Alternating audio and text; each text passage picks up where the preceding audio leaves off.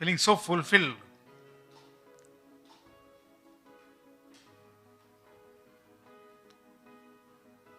With the knowledge that was put before us this morning during the inaugural function of Bhakti Vedant Research Center, which we have been waiting for a long time, in a sense. Bhakti Vedant Research Center, I feel it is a transformational concept which Prabhupada had envisaged like a great sage, seer, who sees the future. He saw the future. And he saw the shape of the things to come. And he visualized, he imagined that there should be a research center one day, of course, which will be called Bhakti Vedant Research Center. Bhakti Vedant has a connotation. There we are trying to bring together the concept of bhakti, which is the essential core of Vedic civilization, I would say. It is also bhakti, Vedanta, that is the ultimate knowledge, Vedanta. Vedas themselves means knowledge, and Vedanta is the ultimate knowledge. And we are trying to bring these two things together. Some wonderful thoughts were put before us, one after another. And I think everyone would have felt that we are inaugurating not an institution. If we are inaugurating a transformational vision for the society of the future. You know that we just have been working on a new education policy, a national education policy. What should be the education of this great nation for centuries and millennia together? And many people, I think many addresses of the prime ministers of many countries, I have seen that, Ravi, that there is one important thing for us. There are four important things. Tony Blair's lecture, I remember, when he said that there are four important things for United Kingdom when he was taking over the prime ministership. He says that is education, education, education, and education. I think we are discussing that. Today, Bhakti Vedant Research Center is bringing, I think, very important dimension to our education, which is not discussed but not discussed comprehensively in our new education policy. I am very happy that when we inaugurated and in the presence of the Honorable Vice Chancellor, and today I would say that although I feel so connected, so involved in the Pune University so much, today Bhakti Vedanta Research Center inauguration, I would say that it is inaugurating a new vision for the universities. Because I'm not saying this in a exaggerated way, but our education was not connected. There was some missing dimension. Not only our education, across the world. There are great universities. There are so many universities, 10,000 universities. We have 1,008 universities in India. When I was studying, there were very few, far and few. Why? Who am I? This is a fundamental question. I want to study everything. I want to study physics, chemistry, biology, biotechnology, information technology, everything. But I don't want to know or don't want to, I never spend any time to understand who am I. And our university never taught that.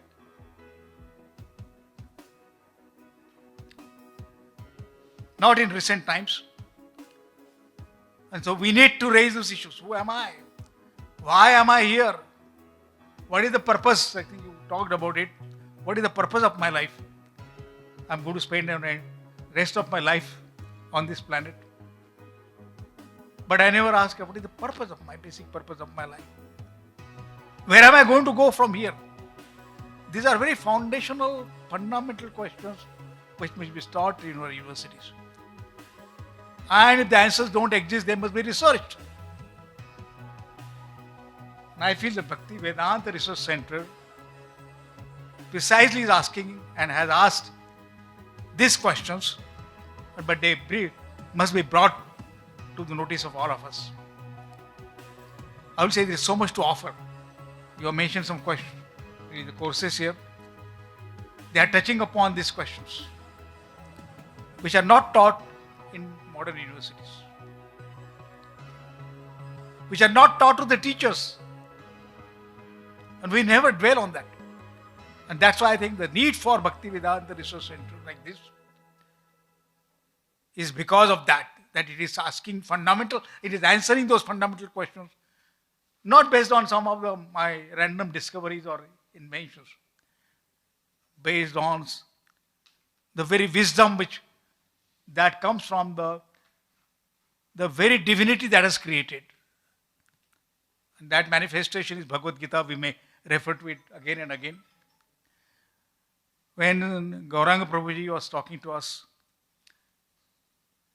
and he was giving us, it was like an exposure not coming from a religious preacher or a professor of divinity. It was coming from a modern educationist making a presentation what education should be and what is this and where are we today, where do we need to go. I think, sir, your presentation has to be to the policy makers.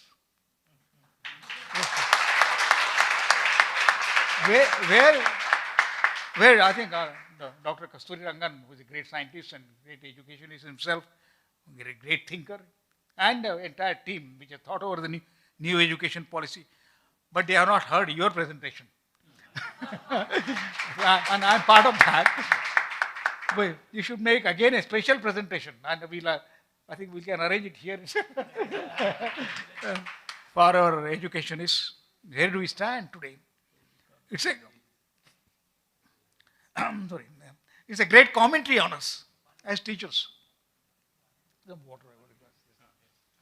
We require that.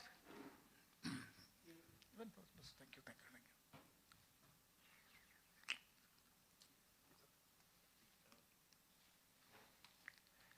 When your statistics is presented, somebody has said that today's religion is a new religion.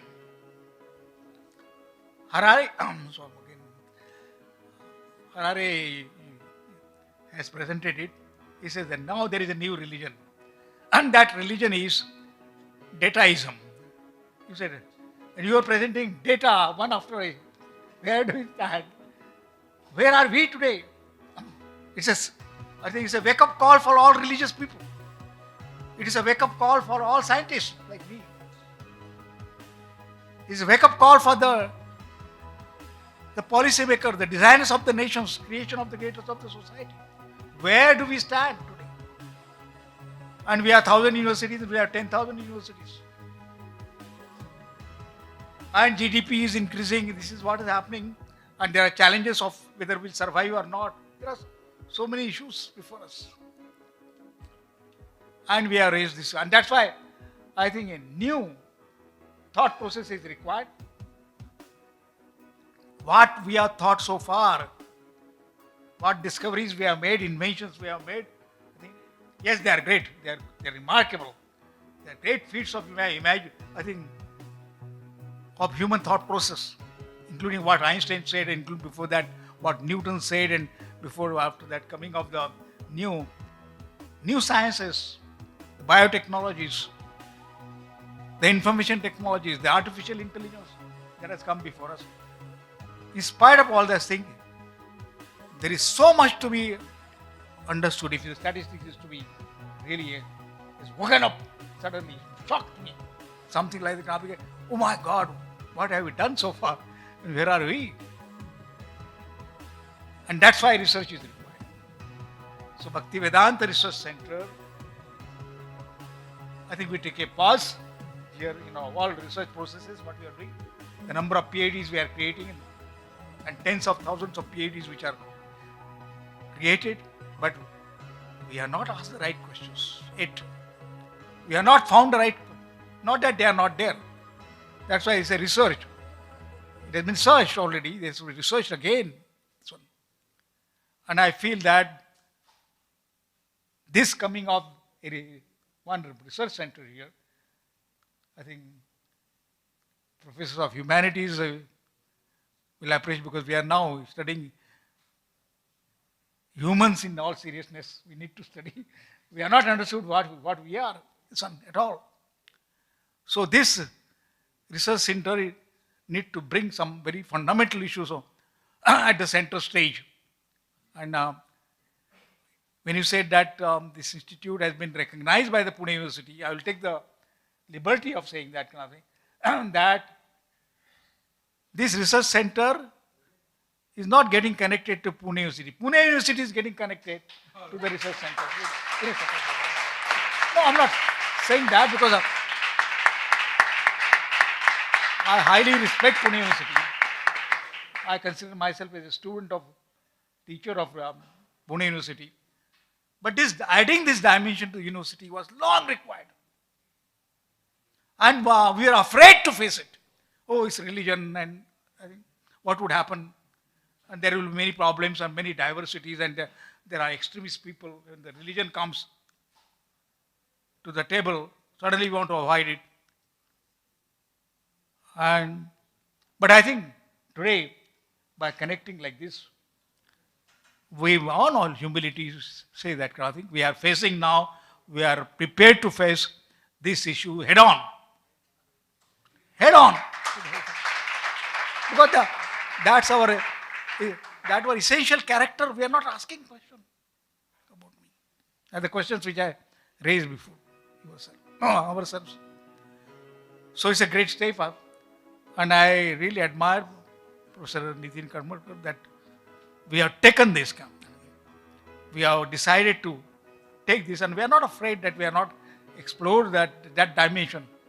We are explored the dimension of artificial intelligence, but we are not explored the common intelligence. I think part of it that, oh, who am I? After all, this one. So this, there was a great need for this. I think there's so much to be said. I don't want to prolong this one. But this is a very important step in shaping the future of humanity in that certain sense. Because now we are asking such right questions and we'll find the right answers. I like one thing about the presentation by Gaurang Prabhuji, that he was answering the question. He was talking about these questions and where we are in front of the young people who are here today. In the language of the modern people. The language he was using is the language of the modern generation requires. He was like a professor giving exposition of what should be our pursuit of knowledge. What does knowledge mean? And also, what is the truth that we are seeking? What is the evidences that we are seeking? And you have raised those questions. I think this is the language we need to speak. One very good thing has happened, that we are invited in this function, inaugural function. What are possible? The great exponents from many religions, not only just exponents, but practitioners of many religions. And this is the approach, this open approach is required. Only open systems will survive. Systems will not. I think you have seen in computers, you have seen everywhere. The systems which are closed, did not allow to ask questions. They all perished over a period of time. So such open questions, I think your first time raised by charts showing the statistics, this kind of thing, that this is like this. Now explain what it is, why it is like this. Your great religion, okay, explain why it is like this. I think by opening this center, first time in the history in anthropological studies, or you say philosophical studies, or most important sociological studies, I think society, humanities, this one nothing. We are asking right questions. We are asking right questions. And we are, as knowledge seekers, we must be open. Yes, I have not studied. It is half knowledge, and this is very dangerous. All half knowledges are dangerous because I don't want to study. I want to study science but not spirituality. It is going to be dangerous. In the other way also, I want to study spirituality but not science. You will never find the truth. Both ways. So I think our hope that Bhakti Vedanta, we are trying to bring Bhakti. Bhakti dimension is a miss from education, I think. Prabhupada has really observed that. You will never find the truth. Because the very essence, you do not know yourself. And that you don't know how to love yourself. Because finally, who are you? Bringing these dimensions, we will find right answers for the new societies which you want to, society that we want to create. I am very happy that you brought this dimension to, I'm not saying the great Guru Prabhupada has already told us this is gone, and it's I think lovingly, affectionately inviting all people from all religions, respecting them as great gurus. These are first time happening in the humanity. We fought wars and wars and wars in the name of religions, destroyed ourselves again and again, not wanted to pause. What are we doing?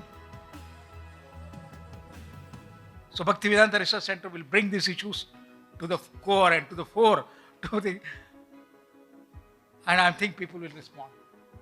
Because we are all seeking truth. And we are a long way to go. Some people say that Corona will finish us off once for all. No. There's a long way to. There are so many yugas to come. I think, come. So once again, this Bhaktivedanta Research Center, I like that Bhakti and Vedanta and knowledge and love, ultimate love, coming together. Without that, we will never find the truth. And this institute will bring some new dimensions of learning, teaching, enlightenment to the world. And we openly will collaborate. We should, I think, our Honorable Vice Chancellor has openly agreed to it. I think we must. And if we are not done, we'll do it. Once again, I think it has been a great inaugural function, bringing new dimension to the education itself and education policy, which are not yet opened up. We need to open up. And let's not think I am a member of implementation policy. Also, I am the chairman. In fact, I agree that we are not opened up, and we need to also look at this in a very serious way, because we want to let the humanity, the ascent of humanity is before us. So thank you very much. It has been a great time, and for a great inauguration.